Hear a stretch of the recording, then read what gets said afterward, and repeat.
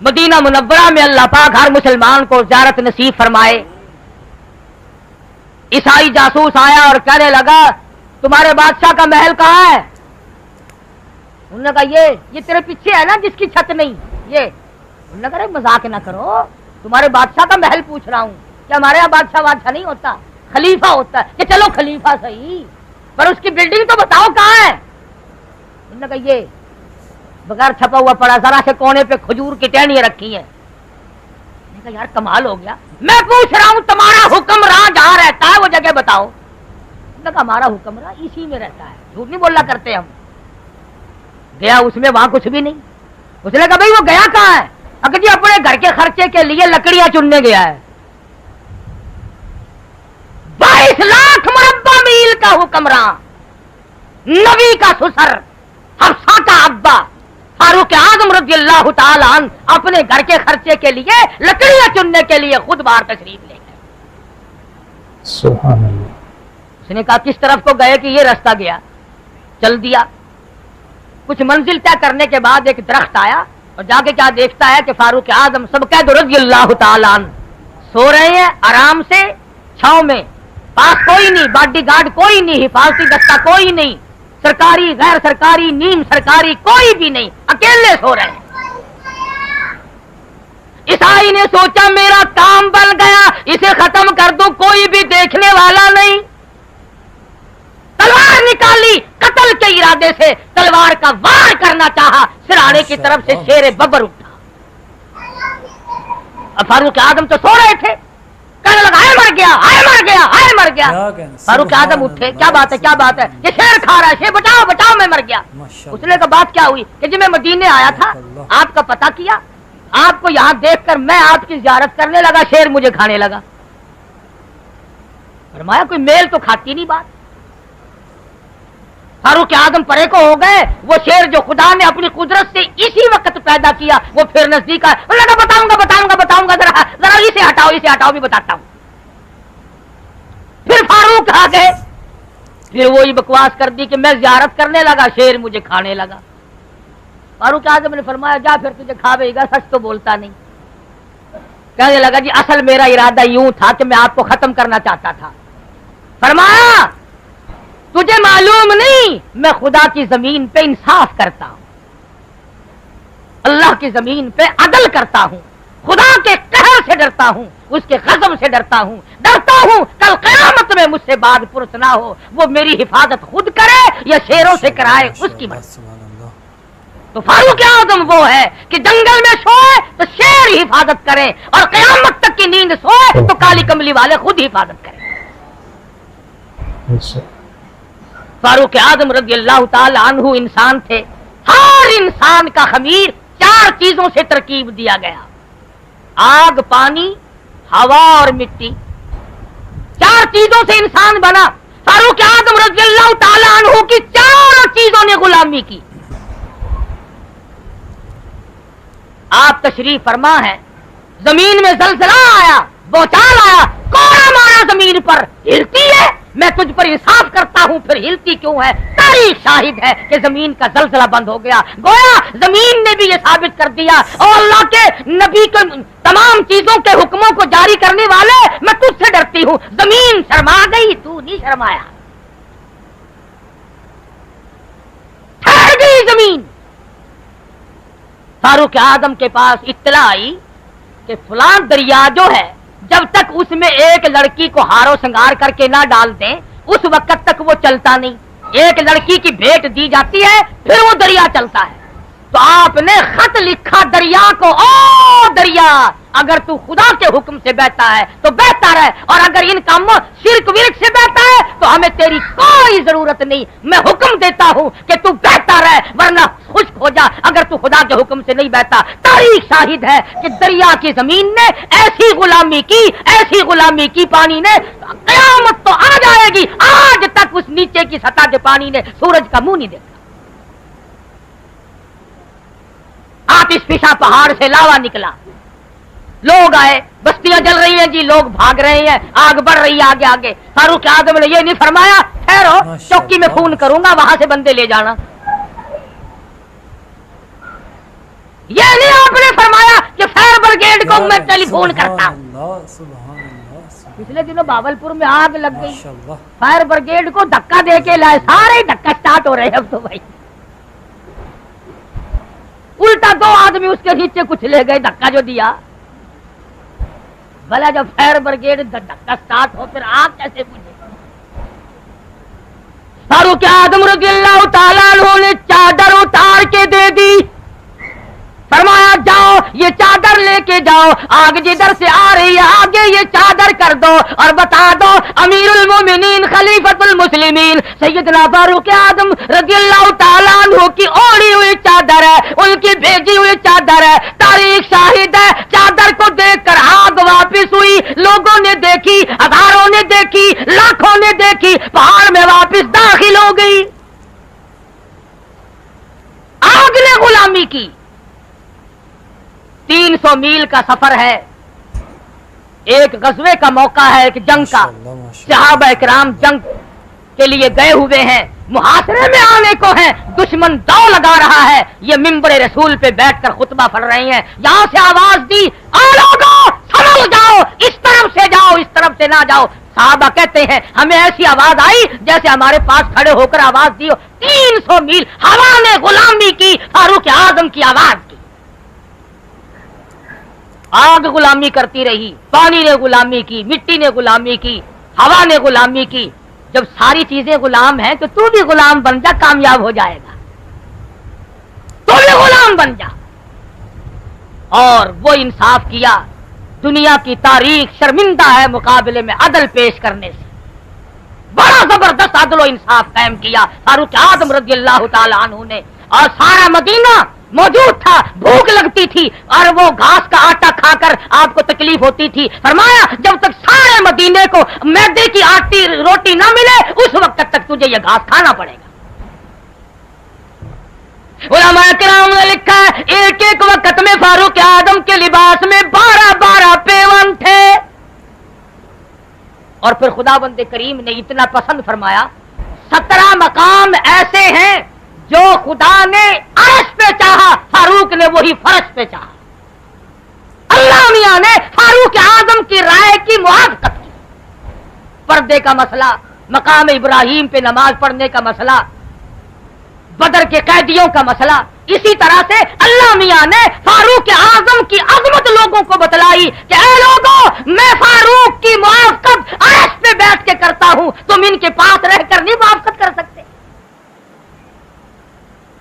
आप हजरात के सामने तफसीलन सहाबा इकराम का मकाम समझाया।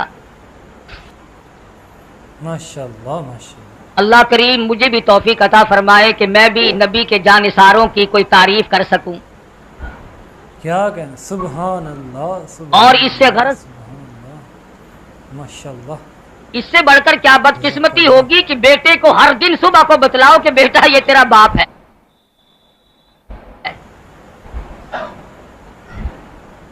हर रोज जब आजान हो तो बुलाओ, खड़े होकर के बतलाओ कि बेटा ये तेरी अम्मा है, ये तेरा अब्बा है, ये तेरी बीवी। रोजाना लिख लिख कर कागज पहुंचाओ। मुसलमान को ये बतलाया जाए कि मकाम सहाबियत कितना ऊंचा है। जिसको सहाबा किराम के मकाम पर यकीन नहीं वो मुसलमान नहीं। कता नजर इसके कि उनके जो फजाइल हैं, उनके जो मनाकिब हैं, कुरान करीम ने जिक्र फरमाए या हदीस पाक में मोहम्मद अरबी सल्लल्लाहु अलैहि वसल्लम ने इरशाद फरमाए, वो तो एक अलग बात है। दुनियावी तौर पर भी पाकिस्तान में अलाटमेंटें हुई, जिसने एक कमरा किसी को अलाट करा दिया सारी उम्र एहसानमंद है उसका।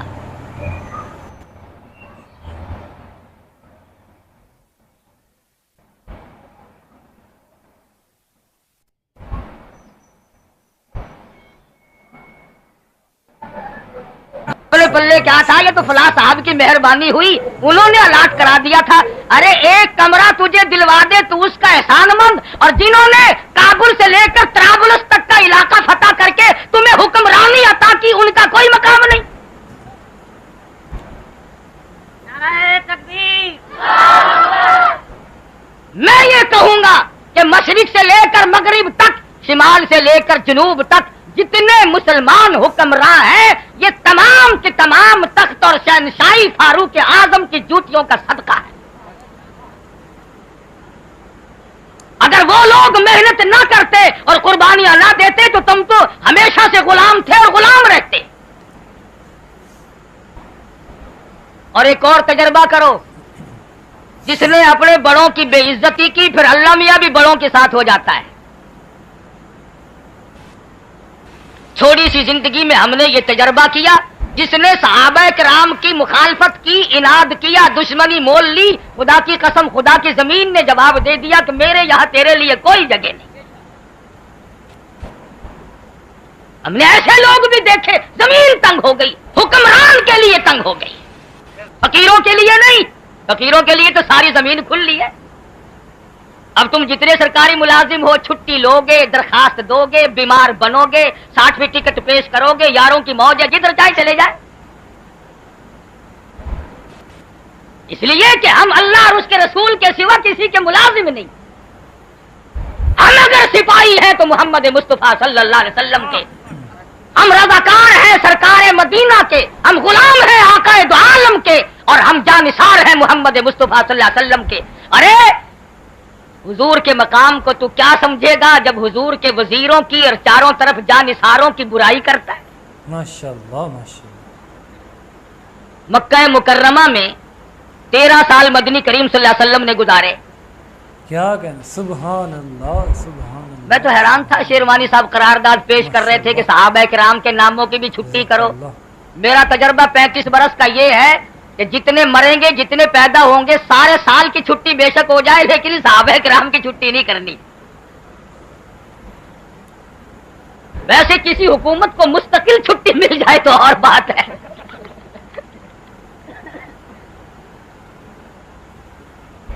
مستقل چھٹی بے شک لے لے لیکن صحابہ کرام کے نام کی چھٹی نہیں کرنی. آپ لوگوں نے سنا ہوگا کہ حضور صلی اللہ علیہ وسلم کو مکہ مکرمہ کی گلیوں میں پتھر لگے. یہ جتنے جھنگشہر کے لوگ, ارد گرد کے لوگ بیٹھے ہیں, جب حضور صلی اللہ علیہ وسلم کو پتھر مارتے تھے مکے والے, تم وہاں پہ تھے. تمہارے باپ دادا, ان کے باپ دادا, چلے جاؤ اوپر کو گاجر مولی کی طرح, ان سے بڑے تھے, اور اگر ہوتے تو پتھر ہی مارتے. ہاں, اس زمانہ میں آقا کا ساتھ دینا کوئی مذاق نہ تھا. جس نے ساتھ دیا اس کی قبر سے جا کے پوچھ تیری جان کو کیا بنی تھی. تو 1400 سال کے بعد کلمہ دروازے پہ تجھے پڑا ہوا مل گیا, تو کیا محبت کرے گا, تو کیا عشق اپنائے گا, تو کیا جانثاری کرے گا. تو حضور کے ان جانثاروں کی قدر نہیں کرتا جنہوں نے حضور اکرم صلی اللہ علیہ وسلم کے چاروں طرف کھڑے ہو کر پتھر کھائے. تم نے کب ساتھ دیا سرکار مدینہ صلی اللہ علیہ وسلم کا؟ مال قربان کیا تب انہوں نے, جان قربان کی تب انہوں نے, آل قربان کی تب انہوں نے, سب کچھ تو انہوں نے کیا. حضور صلی اللہ علیہ وسلم کی شادیاں انہوں نے کی, حضور صلی اللہ علیہ وسلم کے ولیمے انہوں نے کیے. اور خدا کی قسم جس دلہا کے برات کے صحابہ براتی بنے ہو, تم حضور صلی اللہ علیہ وسلم کی شادیوں کی خوشی نہیں مناتے؟ تمہارے یہاں کوئی شادی کرنے آئے, کسی براتی کو محلے کا آدمی کوئی کچھ کہہ دی تو بڑی منتیں کرتا ہے, یار براتی ہے, پردیس کا آیا ہوا ہے, میں معافی مانگتا ہوں اس کی طرف سے. تم حضور صلی اللہ علیہ وسلم کے براتیوں کو بھونکتے ہو, تمہیں شرم نہیں آتی؟ سبحان اللہ. تیرے دروازے پہ اگر کوئی گورنر, کمشنر, ڈی سی, اے سی, چھوٹا بڑا, ذمہ دار, سرمایہ دار اگر شادی کے لیے آ جائے, تم بڑی خوشی مناؤ. اور خدا کی قسم اس گھر کے مقدر کو تم کیا کہو گے جس گھر پہ امام الانبیاء دلہا بن کر آئے. تیری لڑکی اگر کسی بڑے آدمی کے یہاں چلی جائے تو مچھوں کو وٹ دیتا پھرے, اور صدیق وہ ہے جس کی لڑکی سرکار مدینہ کے گھر میں موجود ہے. اور تو دے گا کوٹھی دیکھ کر, تو دے گا بنگلہ دیکھ کر, تو دے گا مربع ٹیوب ویل دیکھ کر, تو دے گا کار موٹر دیکھ کر, تو دے گا عہدہ دیکھ کر, تو دے گا کپڑے دیکھ کر, تو دے گا شکل و صورت دیکھ کر. سرکار مدینہ, سب کہہ دو صلی اللہ علیہ وسلم کی عمر مبارک 53 سال ہے, گھر میں 2 گھروالیاں موجود ہیں, 4 جوان بیٹیاں موجود ہیں. 53 سال کی عمر उम्र मुबारक हो, 2 घरवालियां मौजूद हो, 4 जवान बेटियां बैठी हो, एक बीवी इंतकाल कर चुकी हो, ऐसे वक्त में सिद्दीक के सिवा कौन हो सकता है 6 साल की लख्त जिगर उठाकर इमामुल अंबिया की झोली में डाल।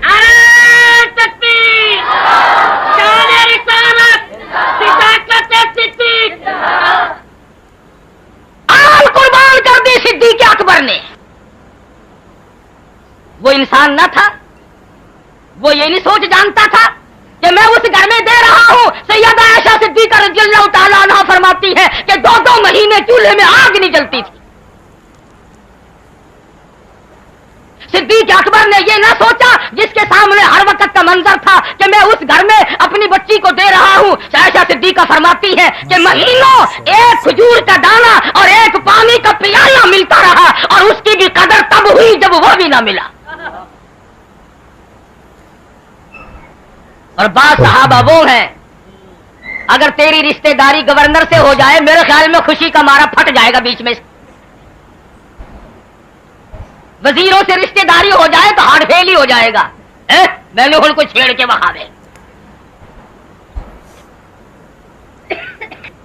तेरी रिश्तेदारी अगर गवर्नरों, वजीरों, सफीरों, अमीरों, जिम्मेदारों, आड़तियों, ताजरों से हो जाए तो तू बड़ा आदमी बन जाए। और वो कितने बड़े मुकद्दर वाले होंगे जो सरकार मदीना सल्लल्लाहु अलैहि वसल्लम के दरवाजे पे हुजूर की लड़कियों से शादियां करने के लिए दुल्हा बनकर आए। और बात वो है कि खानदान नबुव्वत के घर में, काली कमली वाले के घर में एक दफा नहीं 2 मरतबा दुल्हा बनकर आया। तेरा निकाह काजी पढ़ाए, तेरा निकाह मुफ्ती पढ़ाए, तेरा निकाह खतीब पढ़ाए, तेरा निकाह इमाम पढ़ाए, चाहे तू पैसे दे या ना दे, सबके निकाह यहां पढ़े जाएंगे। नबी के दामादों में एक ऐसा है जिसका निकाह आसमानों में हुआ। और मैं कहता हूं उस्मान को ना छेड़ना, वरना खुदा पे बात आएगी। काजी खुद खुदा है। जिन्होंने धन, दौलत, माल, आल सब का सब कुर्बान कर दिया हो, उनकी शान में लब कुशाई, गुस्ताखी, बेअदबी क्यों? बेवासा माल समझा है। ऐसा ना करो, बाद आओ। मदनी करीम सल्लल्लाहु ताला अलैहि वसल्लम के यार वो वफादार हैं, दुनिया के अंदर कोई माई का लाल ये साबित नहीं कर सका कि निगाह नबुव्वत ने जिसको रंग दिया उसने हुजूर का दामन छोड़ा। क्या कट गए, शहीद हो गए, टुकड़े तो हो गए, मगर हुजूर का दामन न छोड़ा। रिवायत में एक वाकया आता है, तवज्जो करना। सैयदना अबू हुरैरा सबका रज़ियल्लाहु ताला अन्हु फरमाते हैं कि एक जंग में, मैदान जिहाद में, मैंने एक शख्स को देखा कि सर से पांव तक जख्मी है, 70-80 के करीब जख्म है, और वो जमीन पर रेंग रहा है, कूनियों के बल आगे को बढ़ रहा है मैदान जिहाद की तरफ। तमाम बदन जख्मी, सर जख्मी, पैर जख्मी, सारा बदन कटा हुआ है, और वो कूलियों के बल और अपनी ठोड़ी के बल आगे को सरक रहा है। हज़रत अबू हुरैरा कहते हैं, मैंने पूछा हो अल्लाह वाले, अब कहां की तैयारी है? अब तो आखिरी वक्त है, लेट के अल्लाह के यहाँ रुखसत हो जा, अब किधर की तैयारी है? कहने लगा अबू हुरैरा, एक जगह लेट कर जान देते हुए शर्म आती है। जिस जात ने ऐसे लोग पैदा किए हो, उन नबी के यारों की शान में गुस्ताखी और कोताही। और रहे ये मुतालबे, हमारे तो कान पक गए सुनते सुनते कि फलां के रूट परमानेंट है, फलां का रूट, और दुनिया भर की इबादतों के मरकज अब अपने घरों में है। ये इबादत हमारी समझ में नहीं आई कि इबादत उसकी, घर मेरा ना। ईद के दिन पुलिस आती है ईदगाहों में, भाई ये जो सारे पाकिस्तान में ईद की नमाज पढ़ी जाती है, पुलिस आती है क्यों? थोड़े आदमी होते हैं। बकरा ईद की नमाज पढ़ते हो, पुलिस आती है।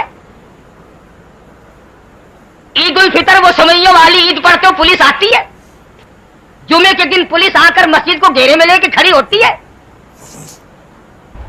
रमजान शरीफ के खत्मे कुरान के जलसे होते हैं, तरावियां पढ़ते हो, पुलिस आती है। ये 10वीं मुहर्रम को पुलिस क्यों भागी फिर है? खीर बट रही है। मलिदा तकसीम हो रहा है। ये 8 करोड़ मुसलमान ईद बकरा ईद पढ़ते हैं, इबादत करते हैं, जुमे पढ़ते हैं, पुलिस वाले पुलिस लाइन में टांग पे टांग रखे पड़े रहते हैं। ये 10वीं मुहर्रम क्या अजाब का दिन है, भागे फिरे, वार लसेट लगा हुआ है, ठीक ठाक चल रहा है जुलूस, ठीक ठाक चल रहा है जुलूस। पता चला कि ये खुद हुकूमत वालों को भी पता है कि ये इबादत नहीं शरारत है। जभी तो आते हैं ये भागे भागे, सरगोदे वाले जांग आए, जांग वाले टोबे गए, टोबे वाले गोजरे गए, गोजरे वाले आगे खिसक गए। ना इबादत में पुलिस के आने का क्या मतलब, ये इमामत करते हैं, क्या है ये? ऐसा मालूम होता है कि तमाम इंतजामिया को भी पता है कि ये इबादत का दिन नहीं, ये गड़बड़ का दिन है। जब तुम्हें खुद मालूम है तो तुम इसकी इस्लाह खुद क्यों नहीं करते? माशाअल्लाह, उसकी इस्लाह खुद करो। इन्हें कहो कि भाई शहरों में अलग अलग एक कोठी यहाँ, एक बंगला वहाँ, एक मकान यहाँ, एक, इस तरह से नहीं, तुम अपनी अलग मार्केट बनाओ और तुम झोपड़े अपने अलग डालो। इन्होंने तो वो काम कर रखा है कि भैंसा या तो भैंसों में रहेगा, नहीं कसाई का कुत्ता तो कहीं गया ही नहीं। कुछ अकल करो। आधा मुल्क बेच के तो तुमने पहले रेवड़ियां चावली, इस बाकी की खैर मनाओ। इसके अंदर अमन और सलामती की जितनी आज जरूरत है शायद पहले कभी हुई हो, और ये बचेगा सहाबा किराम की नामूस के सदके में। इमामुल अंबिया महबूब किबरिया हजरत मोहम्मद मुस्तफा सल्लल्लाहु ताला अलैहि वसल्लम के ये सितारे, तरक्शिंदा सितारे, ताबिंदा सितारे, जिन्होंने एक दिन नहीं, 2 दिन नहीं, तेरा उस्ताद कारी बनेगा, तेरा उस्ताद काजी बनेगा, तेरा उस्ताद इमाम बनेगा, तेरा उस्ताद खतीब बनेगा। खुदा की कसम सहाबा वो है जिनका उस्ताद इमामुल अंबिया है। तेरा पीर नक्शबंदी होगा, तेरा पीर कादरी होगा, तेरा पीर सोरवर्दी होगा, तेरा पीर चिश्ती होगा, मेरा पीर फुला होगा, तेरा पीर दूसरा तीसरा होगा। खुदा की कसम उन सहाबा को कुछ ना कहो जिनका पीर इमामुल अंबिया हो। सहाबा किराम तो वो खुश नसीब जमात है जिन्होंने 23 बरस तक मोहम्मद मुस्तफा सल्लल्लाहु ताला अलैहि वसल्लम की पीछे खड़े होकर बिला नागा नमाजें पढ़ी। सहाबा बीमार पड़ते थे, अयादत के लिए इमामुल अंबिया तशरीफ लाए। सहाबा शहीद हुए, वफात हो गई, जनाजे के लिए इमामुल अंबिया तशरीफ लाए। सहाबा भूखे हैं, प्यासे हैं, मदनी करीम सल्लल्लाहु ताला अलैहि वसल्लम के कलम मुबारक में दुख पहुंचा। अर्ज किया गया सारा काफिला प्यासा है, सारे काफिले वालों को पानी की अशद जरूरत है। अल्लाह मियां की हुजूर में रहमत वाली झोली फैला दी। मालिक मेरे, देने वाला तू है, लेने वाला मैं हूं। आज से नहीं, अजल से तू देता ना थका, मैं लेता ना थकूंगा। आवाज आई, मेरे महबूब, अगर कलीमुल्लाह की तरह पत्थर में लकड़ी लगवाकर पानी पिलाया तो कलीम और हबीब में नुमाया फर्क क्या होगा? एक पानी का प्याला ले, उसमें 2 घूंट पानी रखे, 2 बूंद रख ले, और ये प्यारी प्यारी उंगलियां आप उसमें रख दे, मुझे अपनी किबरियाई की कसम चश्मे मैं जारी कर दूंगा। जंग के नौजवानों, तुमने तरह तरह के मशरूब पिए होंगे, हजारों किस्म के शरबत पिए होंगे, तरह तरह की चीजें दुनिया भर में पी होंगी, नदी नाले चश्मे कुओं नलकों का पानी पिया होगा, पर सहाबा किराम को जो पानी मिला कायनात इंसानी में किसी को नसीब नहीं। एक मसला बताओ, जिसने ईमान की हालत में कलमा पढ़ने के बाद मोहब्बत की निगाहों से हुजूर सल्लल्लाहु अलैहि वसल्लम के चेहरे अनवर को देखा हो, उसे क्या कहते हैं? जिसने हुजूर के चेहरे अनवर को ईमान की हालत में देखा हो, उसे क्या कहते हैं? सहाबी। और जिनको इमामुल अंबिया की मोहब्बत भरी नजरों ने देखा हो, उन्हें क्या कहोगे? एक एक को पूछते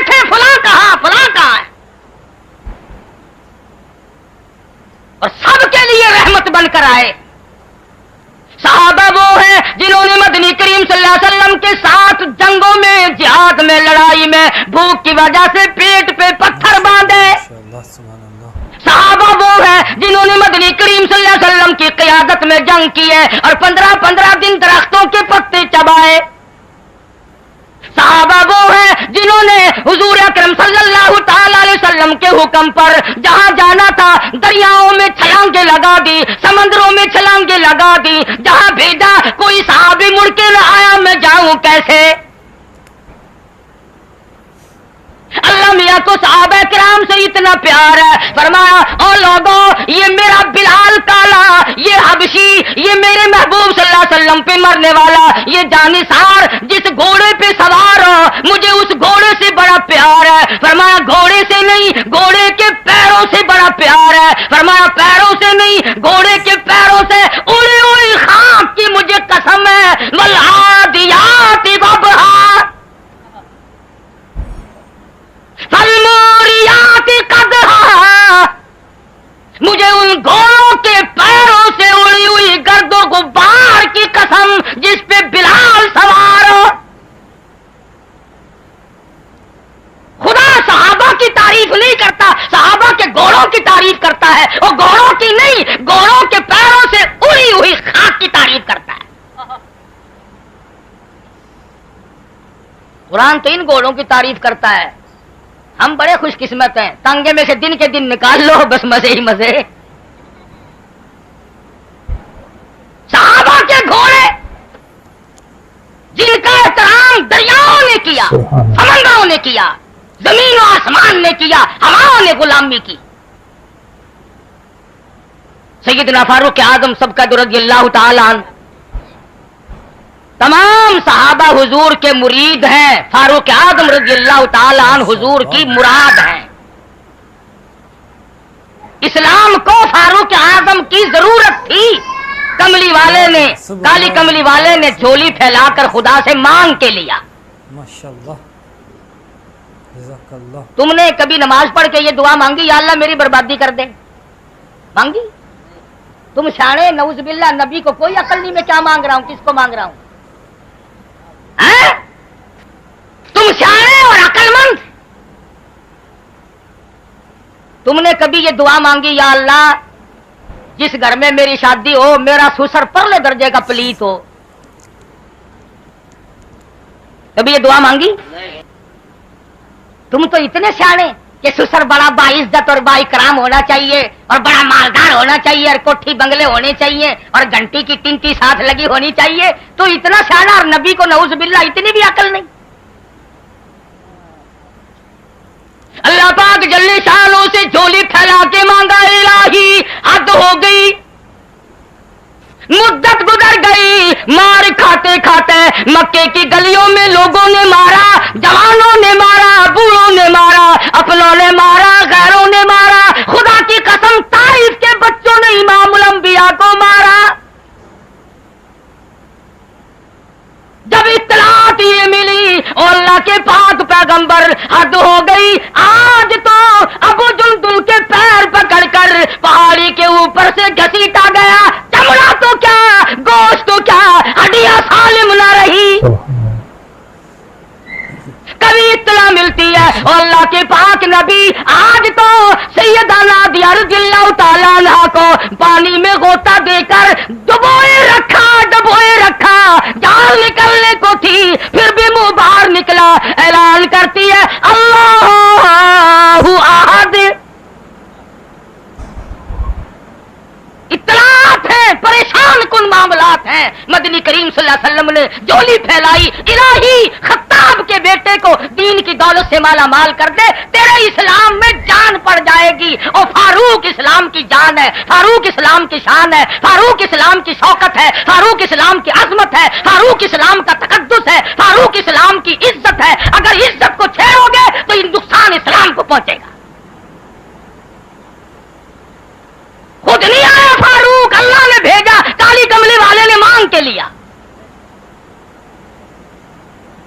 اور ہلکے پتڑے کو کون مانگتا ہے بھائی؟ سب کو بہادروں کی ضرورت ہے، سب کو بہادر बहादुरों की जरूरत है। अगर ये बुजदिल होता, कमजोर होता, हल्का फुल्का यूं ही होता मेरे जैसा, तो मांगने की क्या जरूरत थी। इमामुल अंबिया जानते थे मक्के का पहलवान है, बहादुर है, जरी है। अगर एक फारूक मुसलमान हो गया तो यूं समझो लाखों मुसलमान हो गए। अल्लाह मियाँ ने कबूल कर लिया।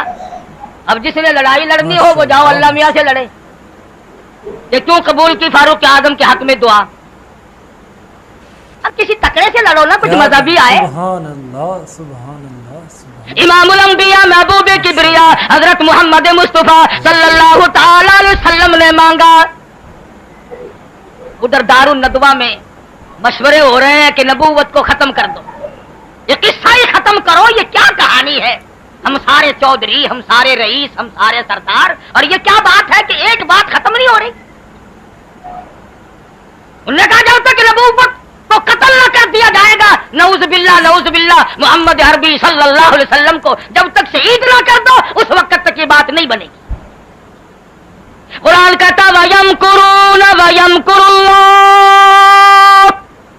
वल्लाहु खैरुल माकिरीन। उन्होंने भी तदबीर बनाई। अल्लाह फरमाते हैं मैंने भी तदबीर बनाई, मेरी तजवीज कामयाब रही। उधर अल्लाह के नबी ने भी फारूक को मांगा, इधर मक्के वालों ने भी फारूक को बुलाया। पता चला कि सबके मतलब का था। अगर नबी की दुआ का तुझे असर मालूम नहीं होता तो दारुन नदवा में जाके घुस जा और मक्के के काफरों से पूछ कि ये काम तुम खुद क्यों नहीं करते, इसके जिम्मे क्यों लगा रहे हो। बुला के कहने लगे नबी का सर ला दे, तुझे 100 ऊंट इनाम देंगे। 100 ऊंट। ये तैयार हो गए और बात वो कही सिर्फ इनाम वाली नहीं, इन्होंने पूछा कि कत्ल कराना क्यों चाहते हो। कहने लगे हमारा दीन को बड़ा नुकसान हो रहा है, हमारे दीन का बड़ा नुकसान हो रहा है, बाप दादा का दीन। नौजवान तबके को समझाना बड़ा आसान है, पर ये जो पुराने पीपे है ना, खुदा की पनाह हो जी, साढ़े प्यू दादा ये में ना हन, बोला तेरा दादा नबी था है? हमारे बाप दादा यूं किया करते थे। तेरे बाप दादा की कोई बात हुज्जत है, कोई दलील है? मैं किसी की जात पे हमला नहीं करता, हालात आजकल ऐसे ही बने हुए हैं। वो किसी का लड़का खड़ा होकर पेशाब कर रहा था, कहने लगे इसके बाप से क्या वो बड़ा बदतमीज हो गया ये, चलो इसके अब्बा के पास चलते हैं। नालायक खड़ा होकर पेशाब करता है, उसे ये पता नहीं था कि तहजीब ऐसी हो गई। गए वालिद के पास, वो हजरत चक्कर काट रहे हैं और पेशाब कर रहे हैं। उन्होंने कहा ये दोनों पाकिस्तानी मालूम होते हैं, इनके दादा के पास चलो, दोनों की शिकायत करेंगे, पोते की भी बेटे की भी। अब बड़े मियाँ चारपाई पे बैठे हैं, हलने जुलने जोगे नहीं, चुल्लू में पेशाब ले और लोगों पे फेंक दे।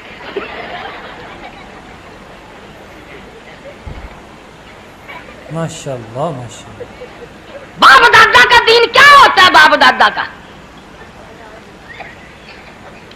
क्या कहना, सुभान। फारूक आजम को कहने लगे कि हमारे दीन का नुकसान हो रहा है, दीन में इन्होंने बड़ा रखना डाला है। उन्होंने कहा अच्छा बाप दादा वाला दीन के? हाँ। उन्होंने कहा लाओ फिर तलवार। लेके चलता है, तेवर बदले हुए हैं, जलाल में है, गुस्से में है। बोला फारूक का गुस्सा और छुपा हुआ रह जाए? सबको पता लग गया, मक्के में धलका मच गया कि आज खत्ताब का बेटा जलाल में है। एक साहबी ने पूछ लिया कि क्या बात है, आज तो बड़े गर्म हो रहे हो। उन्होंने कहा छोड़ो छोड़ो, आज मैं उस किस्से को खत्म कर दूंगा। सारे मक्के में शोर मचा हुआ, आरंभ में गड़बड़ हो गई। उन्होंने कहा बात भी कुछ कि उस नबी को ठिकाने लगाने चला हूं। साहबी कहने लगा नबी को? कि हाँ। कि नबी तक तो बाद में जाना, पहले अपने घर का तो पता लगा ले। तेरी बहन और बहनोई दोनों मुसलमान हो चुके हैं। उन्होंने कहा अच्छा ये दीन मेरे घर में आ गया? कि हाँ। उन्होंने कहा फिर नबी को तो बाद में देखूंगा, पहले अपनों को देखूं, पहले इन अपनों की खबर लूं। माशाअल्लाह। गए दरवाजे पे, अल्लाहु गनी, अगरचे कुरान मजीद मुकम्मल नहीं हुआ, لیکن مرد عورتوں میں کتنا قرآن کا ذوق تھا، کتنا شوق تھا، کتنی رغبت تھی، کتنی محبت تھی۔ فاطمہ بنت خطاب اور ان کا شوہر دونوں میاں بیوی ایک صحابی سے قرآن کریم یاد کر رہے ہیں، دونوں قرآن مجید سیکھ رہے ہیں۔ آج بڑے بڑے لوگ قرآن مجید نہیں سیکھتے، نبی صلی اللہ علیہ وسلم کی حدیث نہیں سیکھتے۔ اگر یہ سیکھ جائے تمام کے تمام اختلافات صحیح ہو سکتے ہیں، تمام کا تمام مسئلہ صحیح ہو سکتا ہے، مگر انگریزی خاطب کا قرآن کے نزدیک نہیں آتا، اسلام کے قریب نہیں آتا، محمد مصطفیٰ صلی اللہ علیہ وسلم کے فرمان کے نزدیک نہیں آتا۔ نہ خود پڑھتے ہیں، نہ اپنی اولاد کو پڑھاتے ہیں۔ 2-4 لڑکے جتنے اچھے تنو مند صحت مند ہوں گے تمام کے تمام کالج میں جائیں گے۔ ایک آدھ جس کی لات ماری جائے، جس کی آنکھ ماری جائے، مولانا اس کو قبول فرما لیجیے، آپ قرآن پڑھائیں گے ہم اسے۔ بڑا تیری ماں کا پیسہ اسے قرآن پڑھائے گا۔ چنگا مال انگریز واسطے، موہ ہویا مال خدا واسطے۔ پھر بیٹھکاں دے وچ بہ کے گلیاں دے موٹراں تے کہندے مولوی اج کل چنگے نہیں رہے، او مٹیریل تو دیکھو۔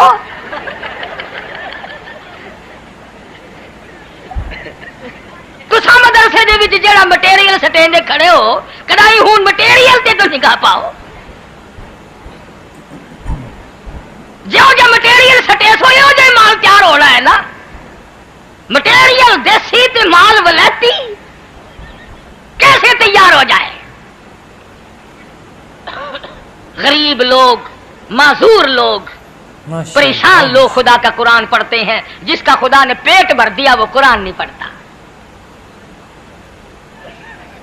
وہ نبی کا فرمان نہیں سیکھتا۔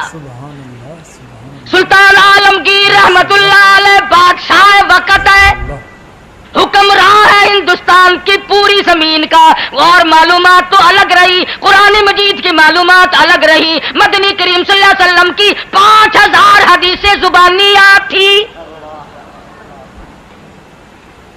بادشاہ کو 5000 حدیثیں زبانیات تھی، اور فتاوی لکھنے کے لیے 40 علماء بٹھا رکھے تھے کہ فتویٰ لکھو، اور شام کو سنتا تھا، تصحیح کرتا تھا۔ تم فتویٰ لکھنے کے لیے کس کو بٹھاؤ گے؟ بٹھاؤ گے تو یوں بٹھاؤ گے کہ میرا باپ مر گیا قرآن پڑھ دو۔ مولوی چنگے نہیں، مولوی چنگے نہیں۔ مولوی کا خط گناہ کیا ہو گیا؟ اور جب تک تیرا باپ نہیں مرتا مولوی کو پتہ ہی نہیں لگتا تیرا گھر کس واڑ میں ہے۔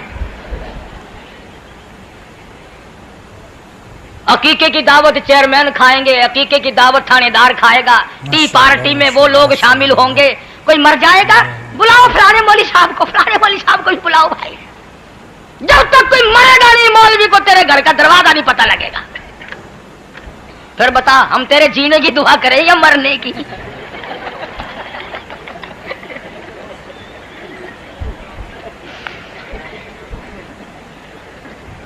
جینے کی دعا ان سے کرا جن کو برفیاں کھلاتا ہے، سموسے کھلاتا ہے۔ مولوی یوں کرتے ہیں، مولویوں نے بیڑا گرک کر دیا۔ یہ جو ہوائی جہاز اغوا کر کے لے گئے تھے یہ کون سے مدرسے کے فارغ التحصیل تھے جی؟ یہ جنگ کی کون سی مسجد کا خطیب ہے ان میں سے کوئی سا؟ اور وہ جو 56 باہر تشریف لے گئے تھے ان میں کون سی مسجد کا امام تھا؟ بابو کا نام لیتے ہوئے ذرا ڈر لگتا ہے نا، ہم یتیم ہیں۔ جو الزام آئے مولوی پہ لگاؤ۔ خدا کی قسم تم نہیں جانتے مولوی کی قدر، جا مسٹر چرچل سے جا کے علماء نے ساری عمر وہ کارنامے انجام دیے اور تم کالج پہ ناز کرتے ہو، ہزاروں کروڑوں اربوں روپیہ خرچ کرتے ہو۔ کالج کی سرزمین نے سر سید احمد پیدا کیا، مسجد کی چٹائی نے مولانا قاسم نانوتوی پیدا کیا، کالج نے لیاقت علی خان پیدا کیا، عبد الرب نستر مرحوم پیدا کیا، نوام ممتوت پیدا کیا، مسجد کی چٹائی نے احمد علی لاہوری پیدا کیا، کالج نے ایوب خان پیدا کیا، یحییٰ خان پیدا کیا، مسٹر بھٹو پیدا کیا، مسجد کی چٹائی نے عطا اللہ شاہ بخاری پیدا کیا، مفتی محمود پیدا کیا۔ ماشاءاللہ ماشاءاللہ سبحان اللہ تمہیں کیا معلوم ہے کہ مفتی محمود کون تھا؟ کیا کہنا سبحان اللہ جاؤ صدر مملکت سے پوچھو. جس وقت مفتی محمود سب قید رحمت اللہ علیہ کا جنازہ مکان کے سامنے رکھا ہوا تھا تو صدر مملکت وہاں موجود تھے. لوگوں نے بتلایا کہ صدر ضیاء الحق صاحب کبھی مفتی محمود کے چہرے کو دیکھتا تھا اور کبھی مفتی محمود کے محل کے دروازے کو دیکھتا تھا اور آسمان سے پوچھتا تھا کہ خدایا یہی وہ انسان تھا جو اس چار دیواری میں زندگی گزار گیا. عام حالت میں تو کیا، وزارت کے دور میں جس کا مزاج تو کیا بدلتا، جس کا تدبر تو کیا بدلتا، جس کی سیاست تو کیا بدلتی، مفتی محمود کا جوتا بھی نہ بدلا. وہی لباس، وہی حالات اور وہی واقعات آخری دم تک.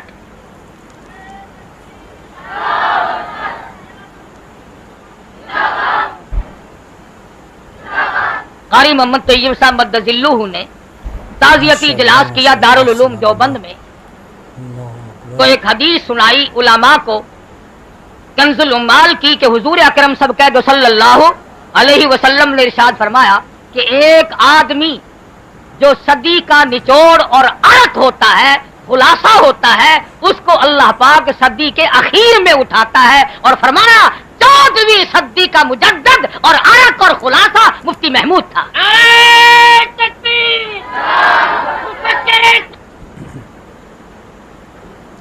کس عظمت کے لوگ پیدا کیے مسجد نے.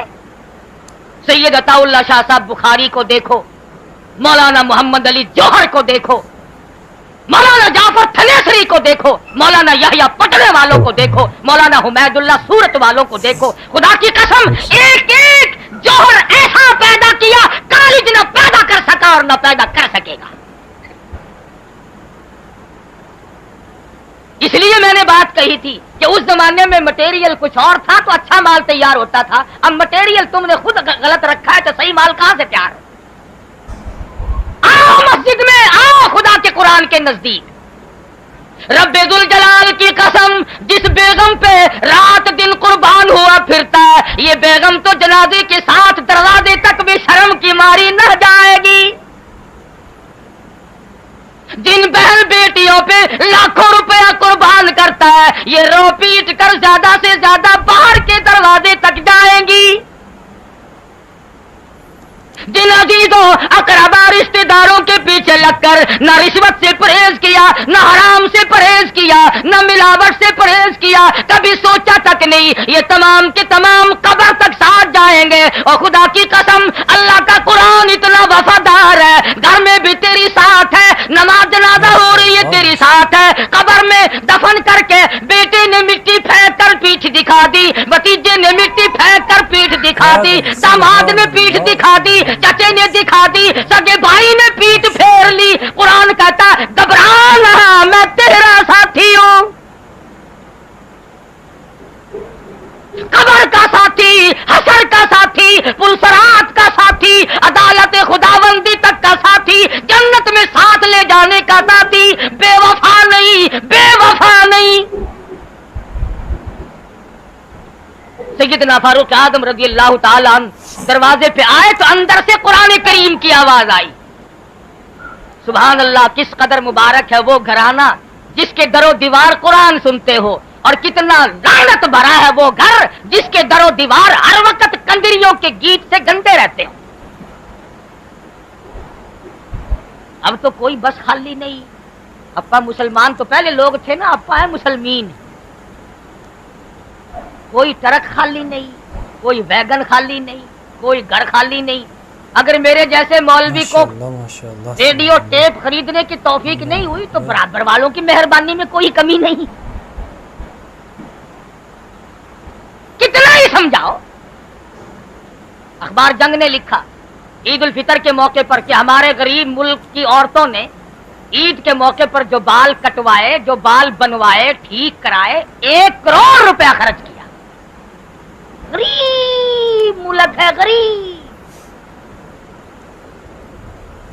1 کروڑ روپیہ خرچ کیا عورتوں نے. اور یوں لکھا تھا اخبار نے کہ सारी रात लाइन लगी रही, नंबर नहीं आया। और लाइन में नई उम्र की लड़कियां नहीं, यूं लिखा था कि दादी अम्मा भी लगी हुई थी, नानी अम्मा भी। यानी जहां लड़कियां लारियां खड़ी थी वहां लाइनों में पुराने पिप्पे भी थे। अब बताओ, कब्र की तैयारी है, बाल कटा रही हैं।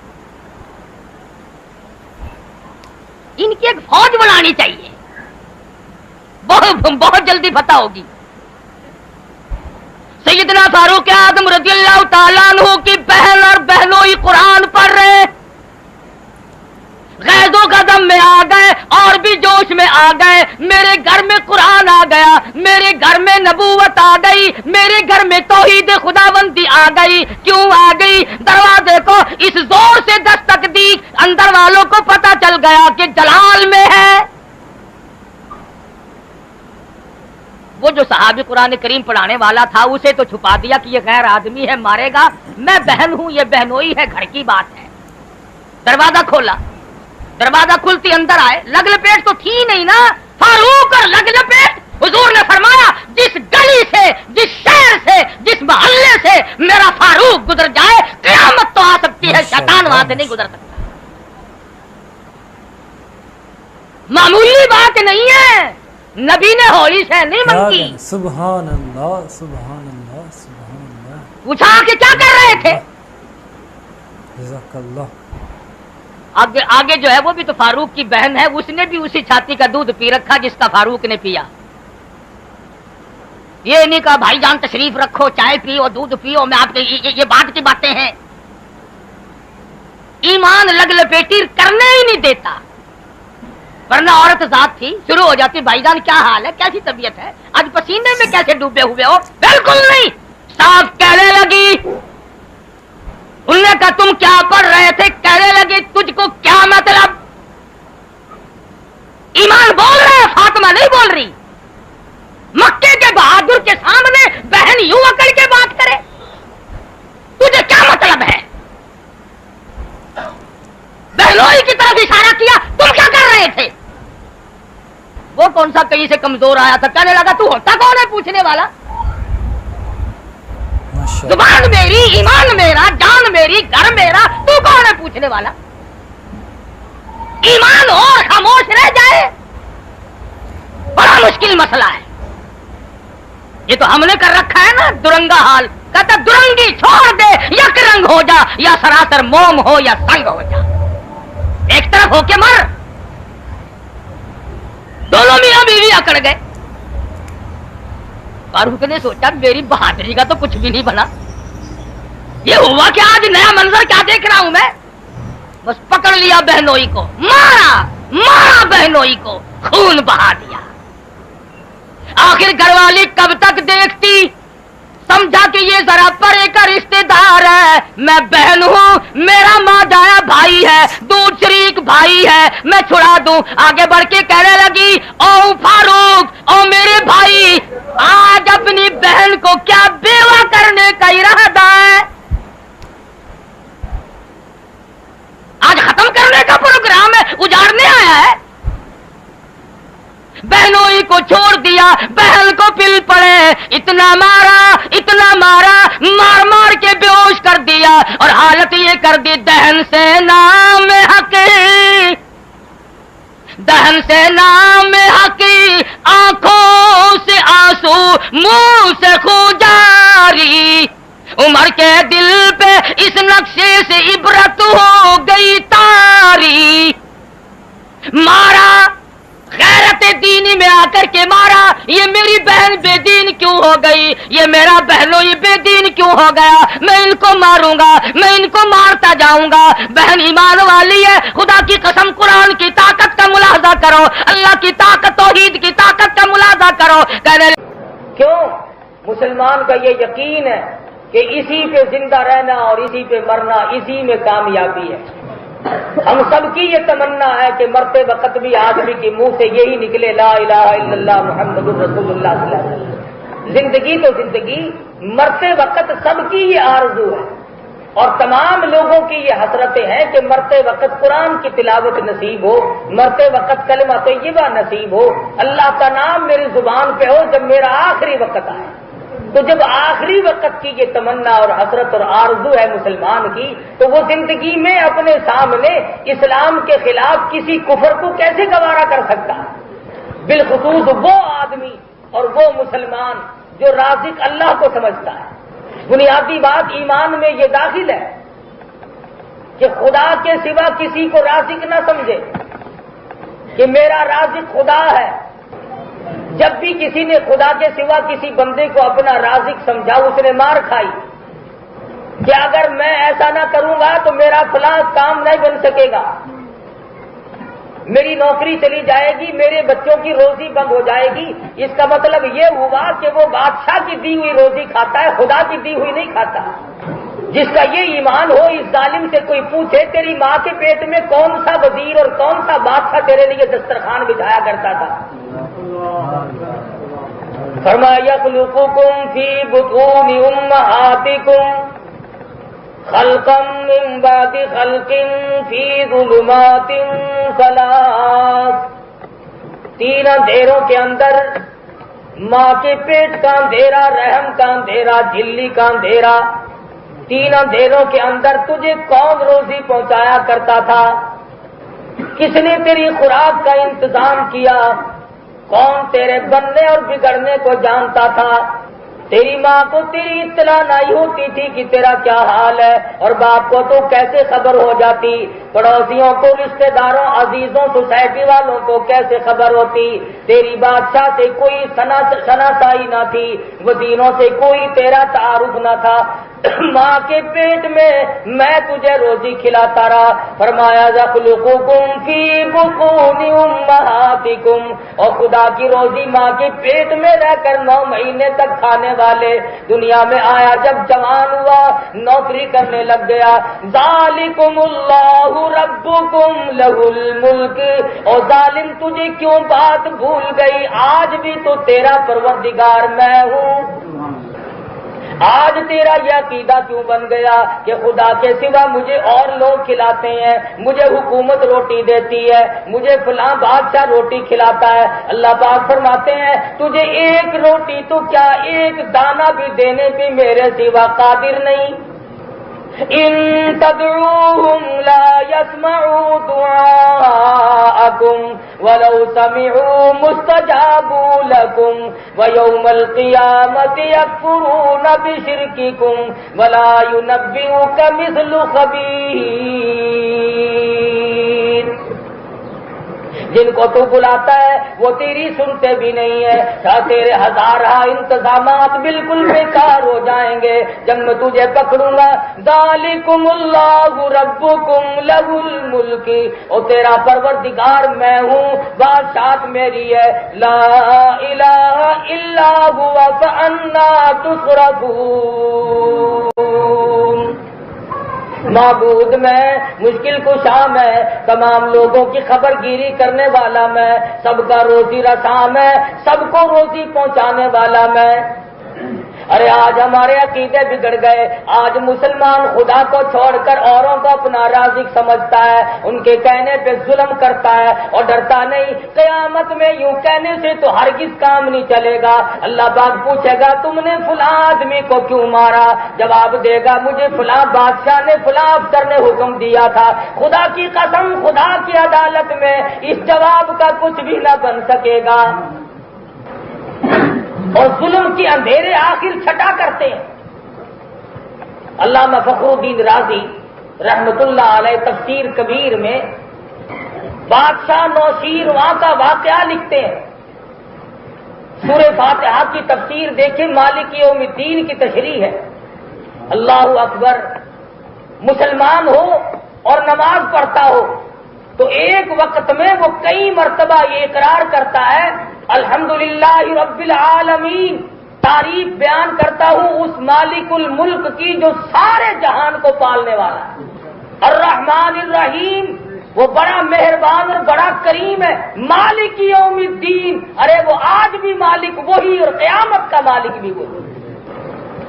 ایک نماز کے وقت میں کئی مرتبہ ہر رکعت میں اس سورت شریفہ کی تلاوت کی جاتی ہے، جس میں یہ اقرار ہے کہ سارے جہان کا خدا کے سوا پالنے والا کوئی نہیں، اس کے سوا مالک کوئی نہیں۔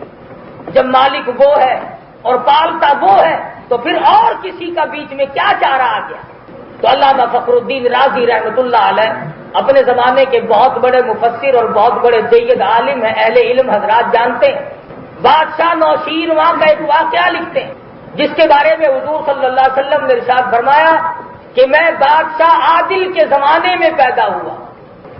نوشیروان اپنے ملازمین کے ساتھ ساتھ جنگل کو نکل گیا، شکار کے ارادے سے، یہ سفر کے ارادے سے۔ جنگل بہت طول و طویل تھا، ساتھیوں سے بچھڑ گیا، اور جب ساتھیوں سے الگ ہوا تو دھوپ اور بھوک اور پیاس نے پریشان کر دیا۔ بڑی مشکل سے سفر کرتا کرتا ایک باغ میں جا نکلا جو اناروں کا باغ تھا۔ تو باغ میں کچھ دیر سستایا، چھاؤں میں آرام کیا، اس کے بعد باغبان کو تلاش کیا، مالک کو ڈھونڈا۔ بادشاہ ہو کر یہ نہ سوچا کہ میں یوں ہی کھانا کیوں نہ شروع کر دوں، جانتا تھا کہ نہ معلوم اس کا مالک کون ہے۔ جب مالک کو تلاش کیا تو ایک نوجوان لڑکا ملا، اس کو کہا کہ میں مسافر ہوں، مجھے پیاس بڑی لگی ہے۔ اس نے کہا اچھا۔ وہ ایک انار توڑ کے لایا اور اس نے اس کے سامنے انار کے دانے کو نچوڑنا شروع کیا، عرق نکالا تو گلاس بھر گیا ایک انار سے، اور جب بادشاہ نے پیا تو بڑا لذیذ اور بڑا ذائقے دار اور بڑا ہی میٹھا اور بہت ہی خوش ذائقہ۔ تو گلاس پیتے ہی بادشاہ کے دل میں یہ بات آئی کہ ہمارے محل میں، ہمارے گھر میں تو ایسے انار کبھی بھی نہیں آئے، یہ دیہات کے رہنے والے ایسے ایسے انار کھاتے ہیں، یہ باغ تو ہمیں چھین لینا چاہیے، ہمیں اس باغ کو قومی ملکیت میں لے لینا چاہیے۔ نام قومی ملکیت کا ہوگا، کھائیں گے ہمارے، قوم کو کون دیتا ہے؟ اگر قوم کو کچھ ملتا تو ملک کا یہ حال ہوتا جو آج مشرق سے مغرب تک بنا ہوا ہے۔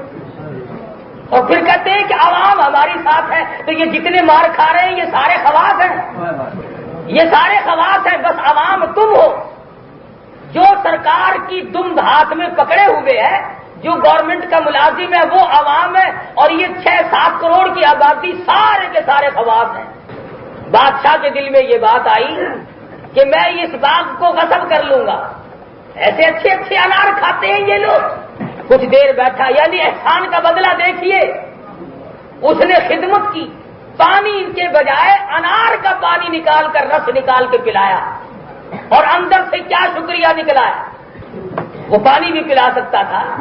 اس نے سوچا مسافر ہے، دور کا ہے، پریشان حال معلوم ہوتا ہے، کوئی مہذب آدمی معلوم ہوتا ہے۔ اس نے انار کے دانوں سے نکال کر خوش ذائقہ، خوش رنگ، عجیب و غریب قسم کا گلاس بھر کے انار کے رس کا پلایا، اور وہ ادھر قومی ملکیت میں لینے کی تیاری کرنے لگا۔ کچھ دیر کے بعد کہنے لگا کہ بلے لڑکے، ساری عمر میں ہماری تیری پہلی ملاقات ہے اور بہت ممکن ہے کہ آخری بھی ہو، ایک گلاس ہمیں اور پلا دے۔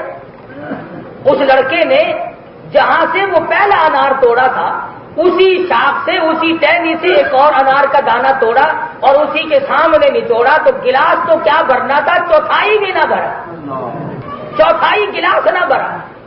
اور جب پی کے دیکھا تو لذت بھی ختم، ذائقہ بھی ختم، مٹھاس بھی ختم، تمام چیزیں برباد ہو گئی۔ بادشاہ کہنے لگا، رے نوجوان ٹھگی شروع کر دی، پہلا انار اور پیڑ کا تھا، یہ انار اور پیڑ سے توڑ کے لائے ہو، وہ کوئی تم نے اسپیشل اپنے لیے رکھا ہوا تھا جس کا رس تم نے مجھے پہلے پلایا، یہ اور ذائقہ ہے، وہ اور ذائقہ تھا۔ وہ کہنے لگا قسم لے لو، پیڑ تو کیا، میں نے تو شاخ بھی نہیں بدلی،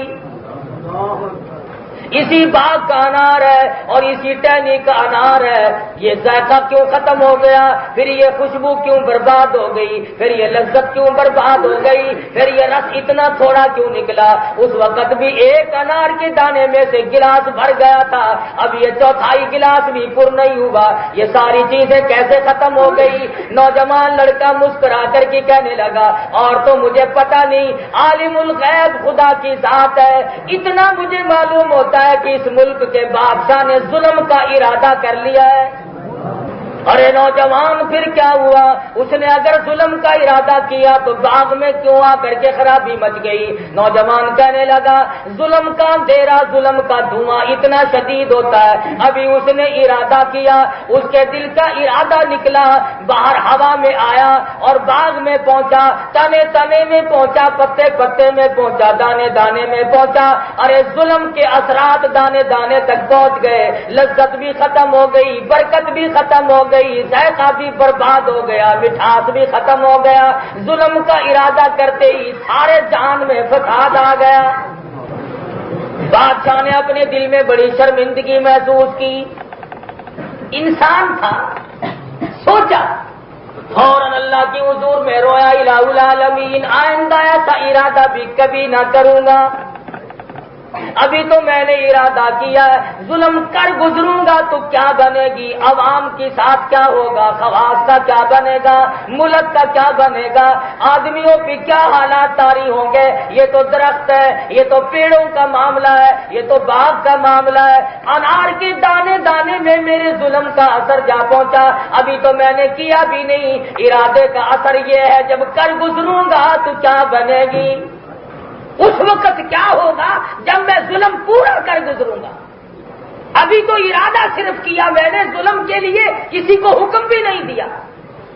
بادشاہ بڑا پشیمان ہوا اور بڑا رویا اور توبہ کی، آئندہ ایسا ارادہ بھی کبھی نہیں کروں گا۔ جب ارادے سے اتنی تباہی مچتی ہے، اس قدر بربادی آتی ہے، تو ظلم کرنے کے بعد کیا حالات رونما ہوں گے، ان سے بچنے کے لیے میں ایسا ارادہ بھی کبھی نہیں کروں گا۔ ہمیشہ ہمیشہ کے لیے دائمی توبہ کی، اللہ کی حضور میں عاجزی کی، رویا، استغفار کی، اور کافی دیر کے بعد پھر نوجوان کے پاس گیا اور کہنے لگا لو اب میرا روانگی کا وقت آ گیا، اب میں تجھ سے رخصت ہونا چاہتا ہوں، اگر تیری طبیعت اجازت دے مہربانی کر سکتے ہو تو ایک انار نچوڑ کے اور پلا دو، اگر تیری طبیعت اجازت دے۔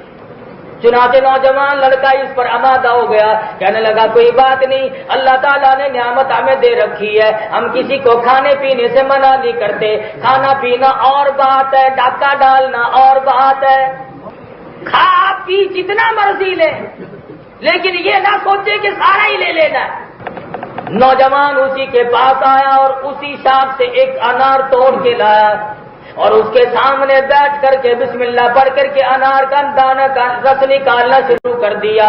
پہلے انار میں گلاس بھر گیا تھا، دوسرے انار میں چوتھائی بھرا تھا، اب انار جو توڑ کے لایا گلاس بھر کر کے بھی ابھی انار کے دانے باقی ہیں کہ گلاس رس میں پورا ہو گیا، گلاس پورا بھر گیا پانی کا، لذت بھی عجیب و غریب قسم کی، خوشبو بھی، رنگت بھی، ساری چیزیں عود آئی، اور دوسرے سے اچھا تو ہونا ہی تھا، اس پہلے سے بھی اچھا۔ جب بادشاہ نے پیا تو کہنے لگا رے نوجوان یہ کوئی خاص پیڑ تم نے رکھا ہوا ہے، یہ کوئی تم نے خاص پیڑ اپنے لیے رکھا ہوا ہے؟ وہ کہنے لگا مجھ سے قسم لے لو میں نے باغ تو کیا پیڑ تو کیا درخت تو کیا، میں نے تو ٹہنی اور شاخ بھی نہیں تبدیل کی، اسی شاخ سے لایا ہوں جس سے پہلے لایا تھا، تینوں انار ایک جگہ کے ہیں۔ تو بادشاہ حیران ہو کر کے کہنے لگا پہلے انار کا ذائقہ ایسا ایسا تھا اور دوسرے انار میں سے پانی بھی نہیں نکلا، رنگت بھی ختم ہو گئی، ذائقہ بھی برباد ہو گیا، لذت بھی ختم ہو گئی، اور پھر تیسرے انار میں اور خوشبو عجیب و غریب قسم کی پیدا ہو گئی، لذت بھی عجیب آئی، چاشنی بھی بڑی عجیب ہے، پانی بھی زیادہ نکلا، اس کی کیا وجہ ہے؟ نوجوان مسکرا کر کے کہنے لگا اور تو مجھے پتا نہیں، یوں معلوم ہوتا ہے کہ اس ملک کے بادشاہ نے ظلم سے توبہ کر لی ہے۔ حیران ہے بادشاہ کہ میرے دل کے اثرات پتے پتے پہ پڑ رہے ہیں، اب میں نے توبہ کی تو وہ اثرات پتے پتے میں پہنچے، دانے دانے میں پہنچے، پیڑ پیڑ میں پہنچے، اور باغ کے اندر سے پھیلتے ہوئے پورے جنگلات اور پورے ملک میں پھیلے۔ تو بادشاہ نے توبہ کی کہ میں آئندہ کبھی بھی کسی کی چیز لینے کا ارادہ تک بھی نہیں کروں گا۔ تو تفسیر کبیر میں علامہ فخر الدین رازی رحمۃ اللہ علیہ نے لکھا ہے کہ جب نیت کرنے سے जब इरादा करने से बर्बादी यूं आती है, और जो कर गुजरे और जो कर रहे हो उनके यहाँ बरकत कहाँ से आएगी, उनके यहाँ खैर कहाँ से आएगी, उनके यहाँ इत्मीनान कहाँ से आएगा, उनके यहाँ अमन कहाँ से आ जाएगा। ये अलग बात है कि एक आदमी निहत्था हो और एक आदमी कुछ लिए खड़ा हो, लेकिन इसको अमन नहीं कहते। ये भूल है कि कोई आदमी ये कहे कि साहब मेरी हिफाजत तो फला पार्टी कर लेगी। किसी की हिफाजत खुदा के सिवा कोई नहीं कर सकता। और इन लोगों के बारे में ये ख्याल करना कि साहब ये तो मार खा खू करके यूं ही बैठ बिठाई जाएंगे, ये तो गलत बात है। सैयदना अबू बकर सिद्दीक है, सबका रज़ियल्लाहु ताला अल्लाहु अकबर। फरमाते हैं अचानक मैं एक मोहल्ले की तरफ जा निकला और मैंने जाके क्या देखा, एक गरीब नौजवान को कई आदमियों ने जमीन पे लिटाया हुआ है, जमीन पे लिटाया हुआ है और उसकी कमर पे चढ़कर उसे लताड़ रहे हैं। मैं करीब पहुंचा, मैंने पहचान लिया एक काफिर का गुलाम, गरीब दीवाना, नबी का परवाना अबू फकीहा साहबी है। अबू बकर सिद्दीक रज़ियल्लाहु ताला अन्हु फरमाते हैं जब मैं करीब पहुंचा, अबू फकीहा के मुंह पे मेरी नजर पड़ी, इस कदर दबाव पड़ा हुआ था कि एक बालिश जुबान बाहर लटकी हुई थी। कसूर क्या है? क्यों कलमा पढ़ते हो काली कमली वाले का? क्यों कलमे का इकरार करते हो? क्यों इस्लाम को तस्लीम करते हो? क्यों खुदा की तौहीद को बजा लाते? डाके सहाबा किराम ने किसी के नहीं मारे, चोरी कभी नहीं की, बल्कि सिर्फ उनके यहाँ जुर्म यही था कि वो कलमा क्यों पढ़ते हैं, नबी की गुलामी का ऐलान क्यों करते हैं। और वही बात आज हमारे सामने आई हुई है। एक तरफ इश्तराकियत को लाया जाता है, एक तरफ लैनन और कार मार्कस और मौजे तुंग जैसे काफरों के कानून को लाया जाता है, और एक तरफ मोहम्मद अरबी सल्लल्लाहु अलैहि वसल्लम के इस्लाम और कुरान को नाफिज करने की कोशिश हो रही है। हम खुदा को खुदा मानते हैं और ये रूस और चाइना के सोशलिज्म के बड़े बड़े गधों को खुदा मानते हैं। हम खुदा की मखलूक में से किसी का बनाया हुआ कानून भी खुदा का कानून के मुकाबले में हरगिज़ उसे जगह देने के लिए तैयार है। और जो तजर्बा ये अब कर रहे हैं, मुसलमानों पे 1400 साल में हजारों लाखों मरतबा तजर्बे हो चुके हैं, लाखों मरतबा। अल्लामा शाह अब्दुल अजीज मुहद्दिस देलवी रहमतुल्लाह अलैह के अंग्रेजों ने मशीनों के जरिए अंगूठे खींच दिए, छिपकली का उमंड बनाकर पिला दिया, शाह साहब को कौन लग गया। हम रहे या ना रहे, निजाम मुस्तफा को कोई फना नहीं कर सकता। जितने भी निजाम मुस्तफा को फना करने के लिए लोगों को मारते हैं, तकलीफ देते हैं, परेशान करते हैं, खुदा की कसम ये सब मरने वाले हैं, इन सबकी मौत आगे रहे। लेकिन हम मरेंगे कलमा पढ़ते हुए, और ये उन्हीं लोगों का नाम लेते हुए मरेंगे आखिरी वक्त में भी जिनकी वजह से ये लोगों को मारते हैं। खुदा जब हिसाबो किताब मांगेगा, अल्लाह पूछेगा जब दुनिया से चले तो क्या कर रहे थे। कोई एक कहेगा मैं कलमा पढ़ रहा था, दूसरा कहेगा मैं कलमा पढ़ने वाले के ऊपर लाठियां बरसा रहा।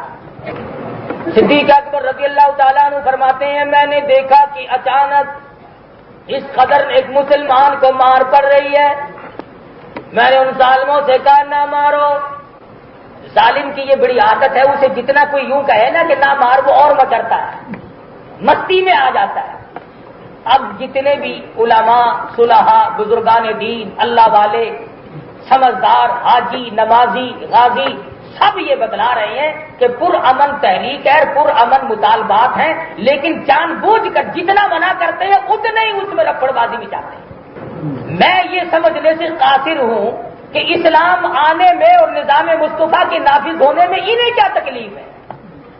अगर कुरान के दुश्मन हो तो ऐलान करो सीधा सीधा कि हमें कुरान पुजारे नहीं आता, इस्लाम नहीं आता, नबी की नबूवत हमें रास नहीं आती, खुदा की तौहीद हमें रास नहीं आती, खुले ऐलान करो। फिर ये मुनाफिकत कैसी है। सैयदना अबू बकर सिद्दीक रज़ियल्लाहु ताला अन्हु फरमाते मैंने मना किया, ना मारो, गरीब आदमी है, मिस्कीन है, ना मारो। उन्होंने कहा गरीब को मारने में तो मजा आता है, तकड़ा कम मार खाता है, तकड़ा कम मार खाता है, मार तो खाएगा ہمیشہ غریب، مار کھائے گا کمزور، مار کھائے گا مسکین، لیکن اس وقت تک جب تک کہ اس کا خالق و مالک اس کا ساتھ نہ دے، اور جب وہ ساتھ دے گا تو پھر اس کا مقابل دشمن جو ہے وہ مرا مرایا۔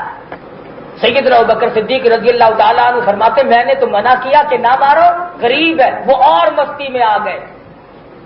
ابو بکیہ کی کمر پہ پشت پہ چھلانگیں لگانی شروع کر دی۔ فرماتے ہیں میں بالکل قریب کھڑا تھا، نزدیک تھا، اچانک میرے کانوں میں ابو بکیہ کی پسلیاں کڑاک کڑاک کر کے ٹوٹنے کی آواز آنے لگی۔ صحابی کی پسلیاں توڑ دی۔ جرم کیا ہے؟ کلمہ کیوں پڑھتا ہے؟ امام الانبیاء کی غلامی کیوں اختیار کی ہے؟ کالی کملی والے کا غلام کیوں بنا؟ قرآن پر ایمان کیوں لایا؟ اللہ کی توحید پہ ایمان کیوں لایا؟ انہوں نے بھی یہ اتہامی الزام نہیں دیا کہ ہماری چوری کی ہے، ہمارا کوئی نقصان کیا ہے۔ ابو بکر نے پوچھا لوگوں کیوں مارتے ہو؟ کہنے لگے جب تک یہ کلمے کا انکار نہ کرے اسی طرح سے مار کھانی پڑے گی۔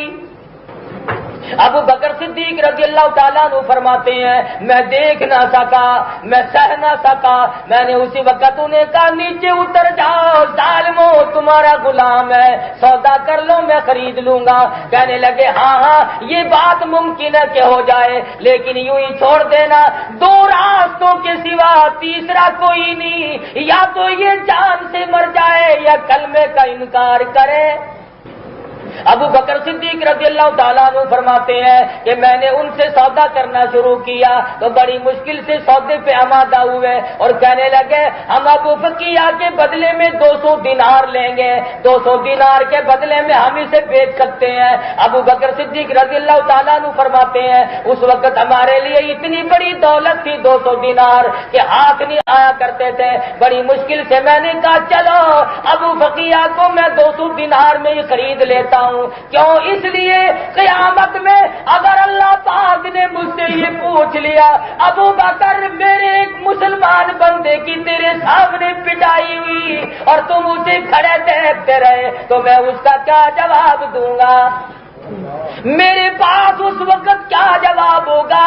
دن دولت اپنی جگہ پہ رہ جائیں گے۔ خدا بند عالم نے اگر اسی بندے کی وجہ سے مجھے پکڑ لیا تو میں ہمیشہ ہمیشہ کے لیے مارا جاؤں گا۔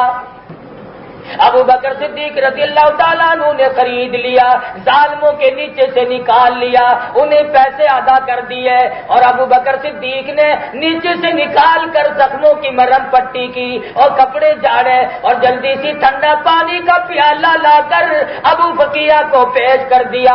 ابو بکیہ بڑی مار پڑی ہے، کلمے کی وجہ سے بڑی مصیبتوں کا سامنا کرنا پڑا، بڑی پیاس لگی ہے، حلق خشک ہو گیا، ایک بالش کے قریب زبان باہر لٹکی ہوئی میں نے دیکھی۔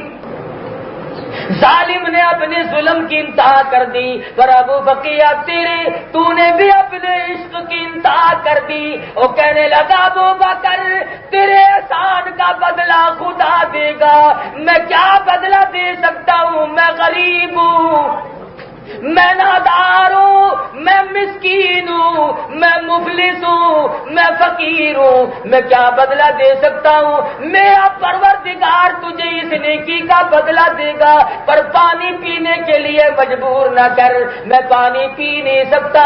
ابو بکر فرمانے لگے کیوں؟ ارے حلق خشک ہے، پیاس لگی ہے، اتنی مار پڑی ہے، 2-4 گھونٹ پانی کے پی لے۔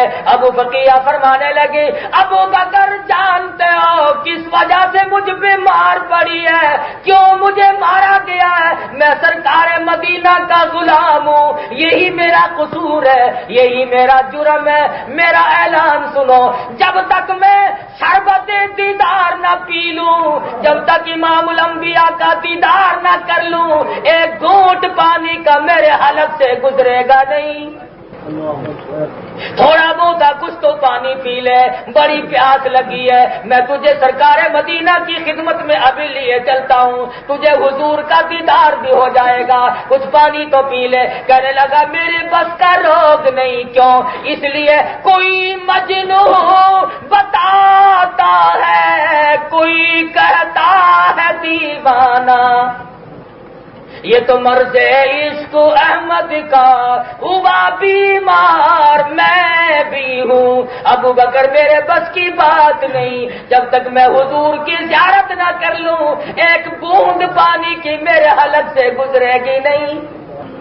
مجھے معلوم ہے مار جو اسی لیے پڑی ہے، میری پسلیاں توڑ دی گئی، مجھے لتاڑا گیا، اور آج تو تم نے دیکھ لیا، روزانہ تجھے کیا معلوم جو رات کو مجھ پہ مار ہمیشہ پڑا کرتی تھی، میں تو بڑی مار کھاتا چلا آیا ہوں۔ ابو بکر صدیق رضی اللہ تعالیٰ عنہ نے ابو فقیہ کو ساتھ لیا، سہارا دے کے لے کے چلے۔ ادھر کسی مسلمان نے جا کر دوڑ کر سرکار مدینہ کو بتلا دیا، عرض کر دیا ابو بقیہ کو بڑی مار پڑی ہے، اس کی پسلیاں توڑ دی گئی۔ ارے آج کسی کو چوٹ لگے گی اس کے گھر والے رویں گے، اس کے رشتے دار رویں گے، اس کے عزیز و اقربا رویں گے۔ خدا کی قسم ابو بقیہ کو مار پڑی، سرکار مدینہ روئے، حضور اکرم صلی اللہ تعالی علیہ وسلم رو رہے ہیں، میرے غریب صحابی، او میرے غریب دیوانے، تجھے کلمے کی وجہ سے اتنی مار کھانی پڑی کہ تیری پسلیاں توڑ دی گئی، اور یوں بتایا گیا کہ پانی نہیں پیتا، دیدار کا مشتاق ہے۔ حضور انور صلی اللہ تعالی علیہ وسلم انتظار فرما رہے ہیں، ابو بقیہ کو لے کر آئیں گے، اپنے گھر سے باہر تشریف لے آئے۔ قربان جاؤں سرکار مدینہ کے ان غلاموں پہ جو حضور صلی اللہ تعالی علیہ وسلم دیدار کرانے کے لیے تشریف لائے۔ ارے ہمارا تو عقیدہ ہے آج نظام مصطفیٰ صلی اللہ علیہ وسلم کے لیے جو لوگ شہید ہو گئے، خدا کی قسم میرا ایمان ہے ان کی روحوں کا استقبال سرکار مدینہ نے فرمایا، امام الانبیاء نے ان کا استقبال کیا۔ تم میری وجہ سے کوئی زمین کی وجہ سے مرا ہوگا، کوئی نہری پانی کی وجہ سے مرا ہوگا، کوئی کسی عورت کے عشق میں مرے گا، کوئی روپے پیسے کے جھگڑے میں مرے گا۔ ارے کتنا خوش نصیب ہوگا وہ شہید جس کی روح کو نکلتے ہی سرکار مدینہ کا دیدار ہو اور حضور فرمائے آجا تو میرا ہے میں تیرا ہوں۔ ابو فقیہ رضی اللہ تعالیٰ عنہ کو آہستہ آہستہ ابو بکر لے آئے۔ سرکار مدینہ صلی اللہ تعالی علیہ وسلم نے ابو بقیہ کو سینے سے لگا لیا، رحمت والا ہاتھ پھیرا، پاس بٹھا لیا، فرمایا ابو بقیہ میں نے سنا ہے بڑی مار پڑی ہے، پسلیاں توڑ دی گئی۔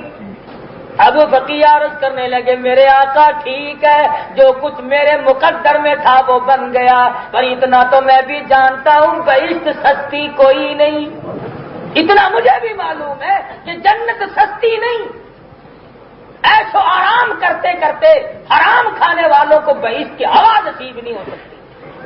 سرکار مدینہ صلی اللہ تعالی علیہ وسلم نے فوراً ارشاد فرمایا ابو بقیہ میں نے سنا ہے پانی نہیں پیا۔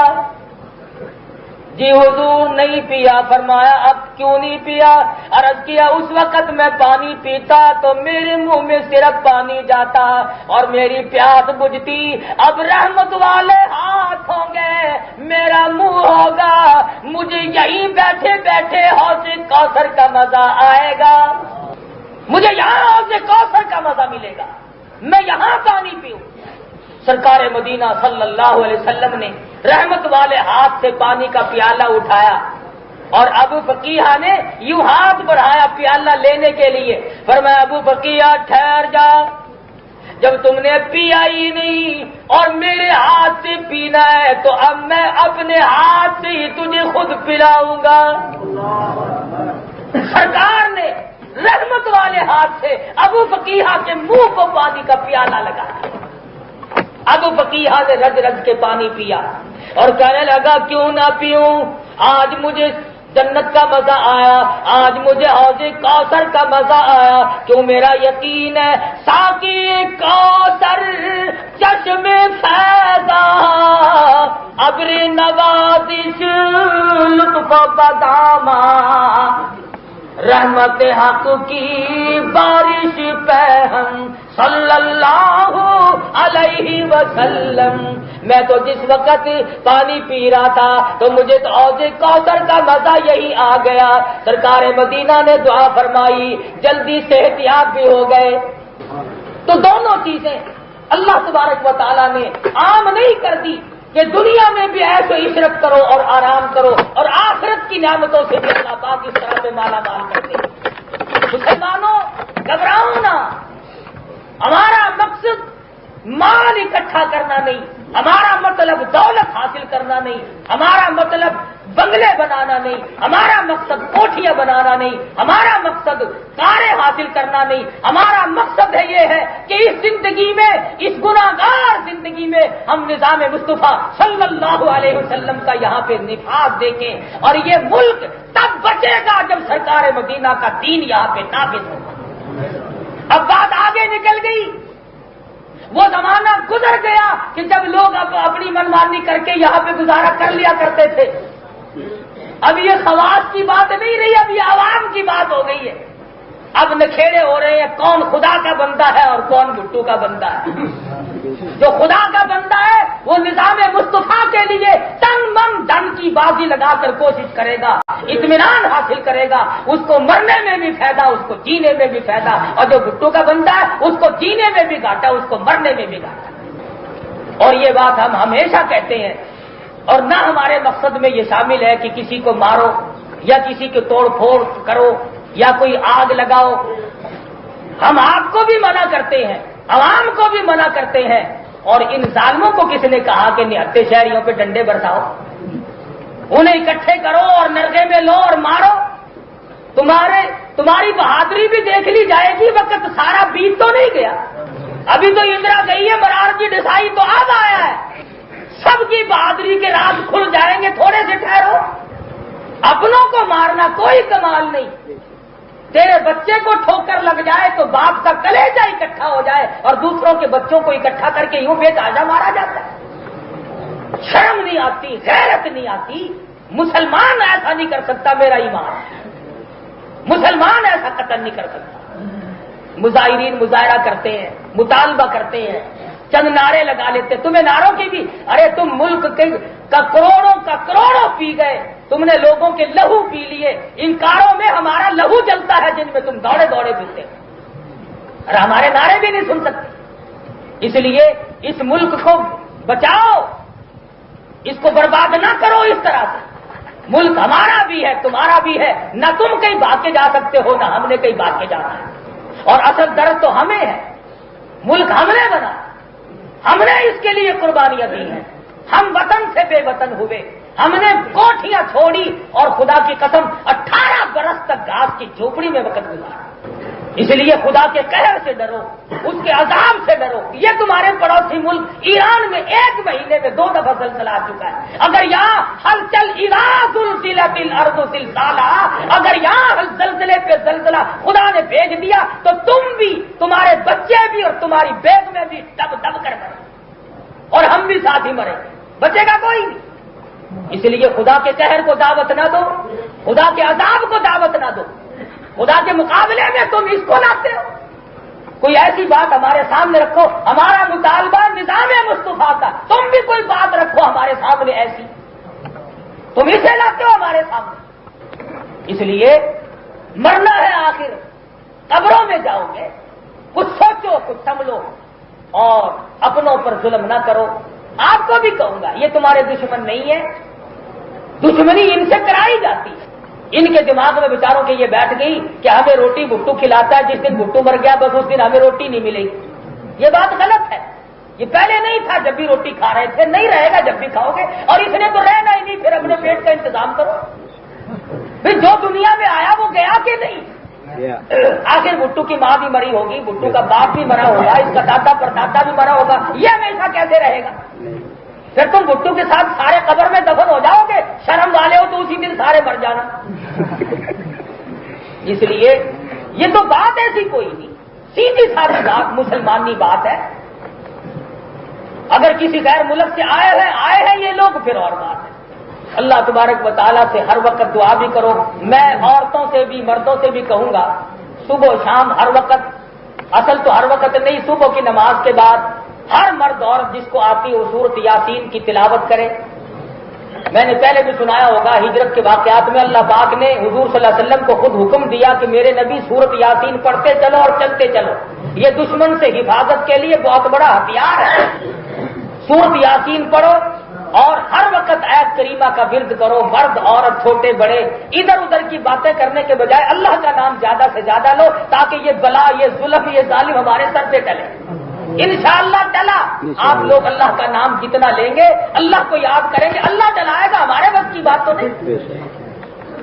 اس لیے دعا بھی کرو، چھوٹے بچوں سے بھی ہر وقت دعا کراؤ، اور آپ خود بھی دعا کرو، اللہ پاک ہم سب کو اپنی امان میں رہنا میں جگہ عطا فرمائے۔ آخر دعوانا الحمدللہ رب العالمین۔ بسم اللہ الرحمن الرحیم۔ اللهم صل وسلم وبارك على سيدنا مولانا محمد النبي الأمي الهاشمي وعلى آله وأصحابه برة الكرام. ربنا ظلمنا أنفسنا وإن لم تغفر لنا وترحمنا لنكونن من الخاسرين. ربنا لا تجعلنا فتنة للقوم الظالمين ونجنا برحمتك من القوم الكافرين. واعف عنا واغفر لنا وارحمنا أنت مولانا فانصرنا على القوم الكافرين. اے اللہ سب بیماروں کو شفا عطا فرما۔ یہ ہمارے حافظ عبد الاول صاحب جو اذان دیتے ہیں، ان کی دادی بڑی سخت بیمار ہے، دعا کرو اللہ پاک سے استقامت بخشے، اور بہت قریب ہو تو اللہ ایمان کے ساتھ خاتمہ کرے۔ ایک اور نوجوان بڑا پریشان ہے، دل کا دورہ، بچی بیمار، اللہ پاک سے دعا کرو اللہ اس کے دکھوں کو دور کرے، اللہ سب بیماروں کو شفا عطا فرما۔ یا اللہ جتنے اس تحریک میں زخم کھا کھا کر اسپتالوں میں گھروں میں پریشان ہیں، تڑپ رہے ہیں، یا اللہ سب کو صحت کاملہ عطا فرما۔ یا اللہ جو شہید ہو گئے ہیں سب کو جنت الفردوس کے اعلیٰ سے اعلیٰ منصب پہ فیضیاب فرما۔ یا اللہ تمام مسلمانوں کی اس تحریک کو کامیاب فرما۔ پروردگار ہمارے اعمال کو نہ دیکھ، ہماری بدعمالیوں کو نہ دیکھ، اپنے کرم اور فضل کو دیکھ۔ مولا یہ سارا ملک بھٹی کی طرح سے تپ رہا ہے، کرم فرما۔ یا اللہ اس مصیبت کو دور فرما۔ یا اللہ جو ظالم ظلم کر رہے ہیں ان سب کو برباد کر دے۔ مالک کائنات چھوٹے بچے مرد عورت سارے پریشان ہیں، سب کو پریشانیوں کو دور فرما دے۔ الہی ہم گناہگار ہیں، سیاہکار ہیں، تیرے کرم کے امیدوار ہیں، کرم فرما۔ یا الہی فضل فرما۔ الہی نوجوان بچے شہید ہو رہے ہیں، یا اللہ بڑے بڑے عزت والے لوگ ذلیل ہو رہے ہیں، یا اللہ ہماری آبرو مٹ گئی، پروردگار عالم لوگوں کے کاروبار تباہ ہو گئے، الہی امن خطرے میں پڑ گیا۔ مالک کائنات ہم سب کی عزت آبرو کی حفاظت فرما۔ یا اللہ سب کی جان کی حفاظت فرما۔ یا اللہ اس ملک کو کیا کیا قربانیاں دے دے کر کے حاصل کیا تھا، اے اللہ اس ملک کو بچا لے۔ پروردگار عالم اس ملک پہ اپنا فضل فرما، الہی اس مخلوق پہ اپنا کرم فرما۔ یا اللہ ظالموں کے ظلم سے بچا، الہی ان ظالموں کو ہدایت دے، اگر ان کے مقدر میں ہدایت نہیں تو ان ظالموں کو تباہ و برباد کر دے۔ اے اللہ ان کو سبا ہستی سے مٹا دے، الہ العالمین ان کا نام و نشان مٹا دے۔ پروردگار عالم اسلام کو غالب فرما۔ اے اللہ انہوں نے تانے مارنے شروع کر دیے کہ اسلام ہار گیا، اے اللہ اسلام کو غالب فرما۔ مالک نظام مصطفیٰ کا بول بالا فرما، اے اللہ قرآن کو کامیاب فرما، اے اللہ مسلمانوں کو کامیاب فرما۔ یا اللہ یہ مرد عورت چھوٹے بڑے جولی پھیلائے بیٹھے ہیں، تیرا وعدہ ہے جب تجھ سے مانگیں گے تو دے گا، یا اللہ سب کو کامیاب فرما دے، الہی بامراد بنا دے۔ یا اللہ جیلوں میں سختیاں جھیل رہے ہیں، پریشان پڑے ہیں، سب کی خیر سے امداد فرما، الہی ان مسلمانوں کو بچا لے۔ یا اللہ اس ملک کو بچا لے، الہی اس ملک کو بچا لے۔ اے اللہ اس جلتی ہوئی مخلوق پہ اپنا کرم فرما، الہی تمام مسلمانوں پر اپنا فضل فرما۔ یا اللہ سب کی پریشانیوں کو دور فرما، الہی جن کے بچے شہید ہو گئے ہیں ان کے ماں باپ کو صبر کی توفیق دے۔ یا اللہ جو بیوہ ہو گئی ہے ان کو صبر کی توفیق دے۔ اے اللہ جن کے بچے یتیم ہو گئے ہیں ان کا انتظام کروا دے۔ اے اللہ جو باپ کو ترس گئے، الہی جو بھائی کو ترس گئے، مولا جو ماں اپنے بیٹے کو ترس گئی ان کے اطمینان کا ذریعہ بنا دے۔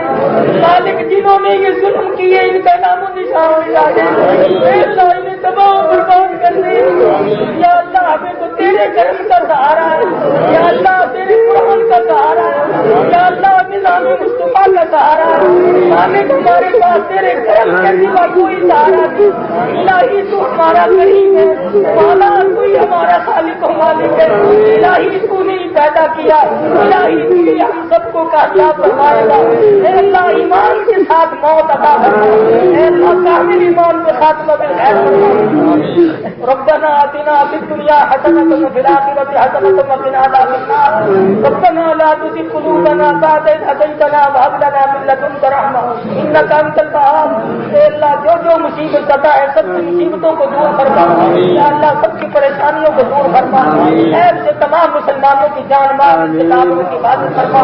صلی اللہ علی حبیبہ محمد وعلی آلہ وصحبہ اجمعین برحمتک یا ارحم الراحمین.